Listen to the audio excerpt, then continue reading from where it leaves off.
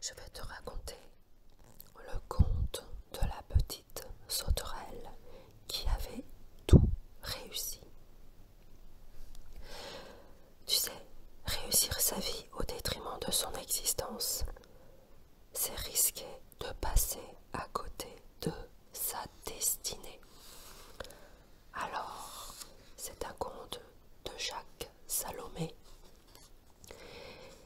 qui commence par « Il était une fois une petite sauterelle qui avait tout réussi dans sa vie. Ses rêves de petite fille sauterelle, ses jeux, ses amitiés, ses études, ses projets, elle réussissait tout. Quand elle souhaitait quelque chose, il était bien rare qu'elle ne l'obtienne pas. Elle était vive, intelligente, très sociable, et le regard qu'elle avait sur la vie était plein d'enthousiasme et de joie. Le regard et l'écoute de son entourage sur elle étaient aussi très positifs. Et comme on dit parfois dans le monde des hommes, elle avait tout pour être heureuse. Et cependant, il y avait un grand doute en elle. Ouais. Il y avait quelque chose qu'elle n'avait pas réussi à obtenir. Dans cette situation-là, elle avait vécu un profond sentiment d'échec. Ce sentiment était d'autant plus fort qu'elle n'avait jamais pu en parler à personne. Ce sentiment était d'autant plus fort qu'elle n'avait jamais pu en parler à personne, ni à son père, ni à sa mère, ni à une amie. Elle gardait cela comme une blessure ouverte qui saignait lentement, inexorablement au profond d'elle-même.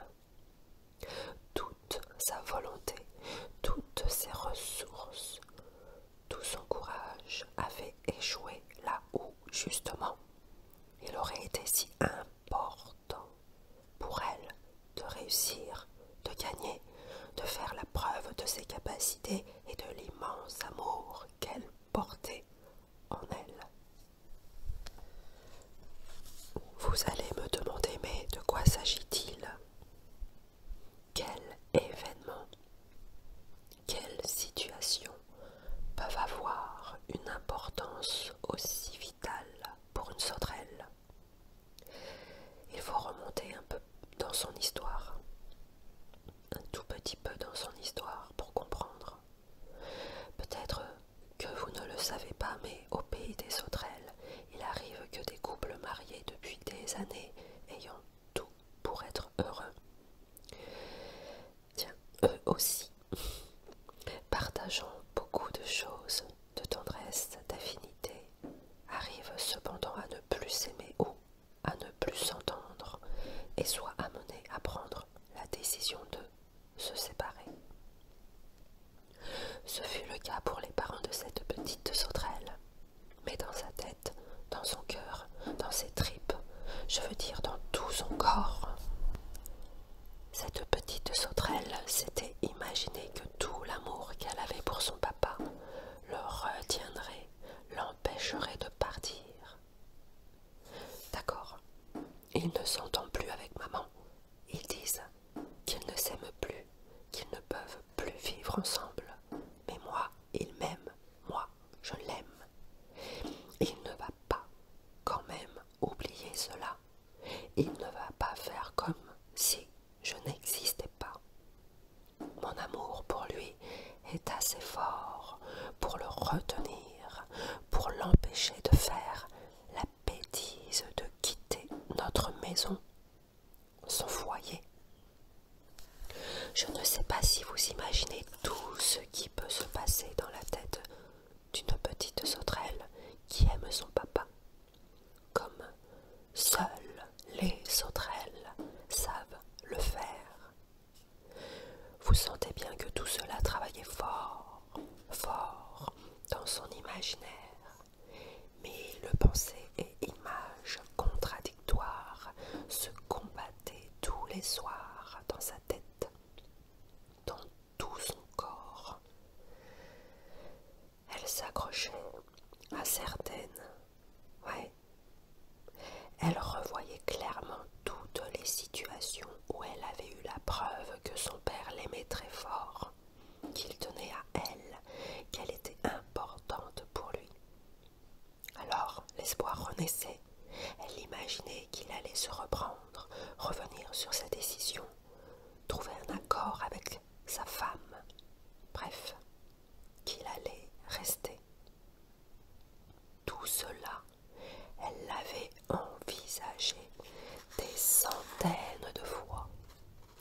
Durant cette période douloureuse, chaotique, parfois violente, où un couple envisage de se séparer, quand ils sont encore ensemble, sans l'être tout à fait finalement. Et puis, son père était quand même parti. Le mariage avait été dissous, et comme c'est souvent le cas au pays des sauterelles, la petite était restée chez sa mère.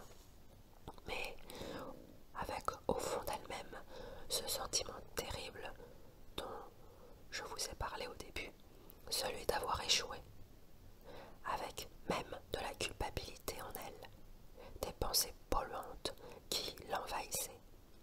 Et si j'avais fait ceci ou cela, peut-être qu'il serait resté. Si je lui avais témoigné un peu plus de mon affection, si j'avais été plus présente, si ceci, si cela, pensait la petite sauterelle. Autant de si qui restaient comme des poisons dans son corps et la désespéraient. Vous pouvez penser que le temps arrange ce genre de choses-là. Pas toujours, car ce type d'expérience engrange dans l'esprit un message pernicieux du genre « Ainsi, mon amour ne sera jamais assez fort pour retenir un homme que j'aimerais. » Ou encore « Il y aura toujours le doute en moi de savoir si j'aime suffisamment pour garder une relation vivante dans le temps. » Et d'ailleurs, c'est pour elle que j'écris ce petit conte aujourd'hui. C'est qu'une expérience douloureuse dans la vie de cette sauterelle, devenue une jeune femme splendide, semble confirmer, donner raison à cette pensée pernicieuse. Une déception amoureuse, toute récente, a fait remonter en elle tous ses doutes, sa non-confiance, sa conviction que, quoi qu'elle fasse, elle allait de toute façon échouer, comme avec son père.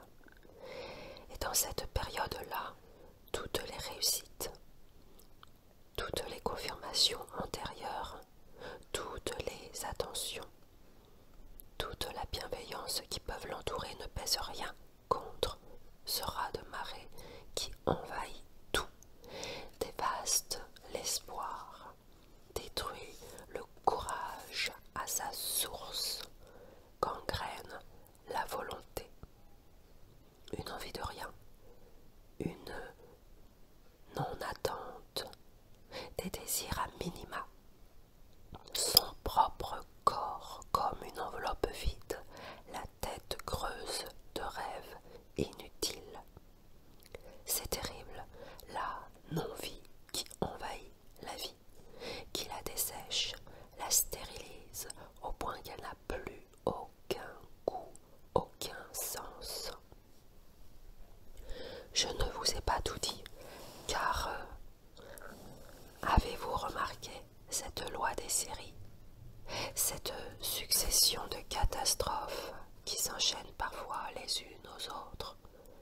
Si je vous disais que ce père, toujours vivant, encore aimé, vient de décider de refaire sa vie, comme on dit, de vivre avec une femme qui, comble de malheur, a aussi une femme qui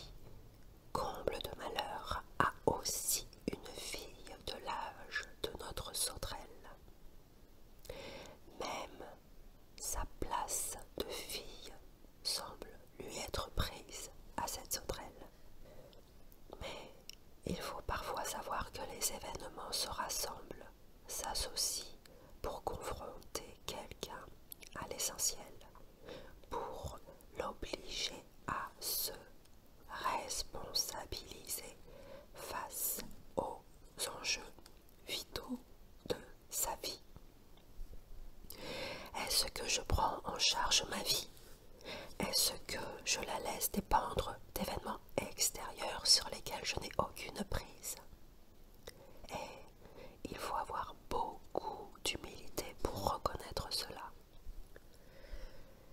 Est-ce que je me laisse couler, attendant le miracle, le secours d'un événement extérieur à moi, en cultivant ainsi la dépendance dont je souffre pourtant? Les sauterelles sont réputées pour être capables de faire des sauts extraordinaires.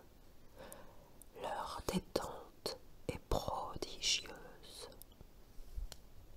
Parfois bloquées au fond d'un trou, coincées dans des marécages infects, elles sont capables cependant de s'en sortir, de s'élancer dans la vie vers un horizon nouveau. Je le souhaite à cette sauterelle pour laquelle je me sens pleine d'affection, même si je ne l'ai jamais rencontrée, car elle aurait pu être ma fille. Voilà, j'espère que ce conte t'a plu. Tu peux le réécouter et le réécouter encore. Et toi aussi, tu peux faire un bond de sauterelle pour te lancer dans la vie qui t'inspire, celle que tu veux te créer pour toi-même.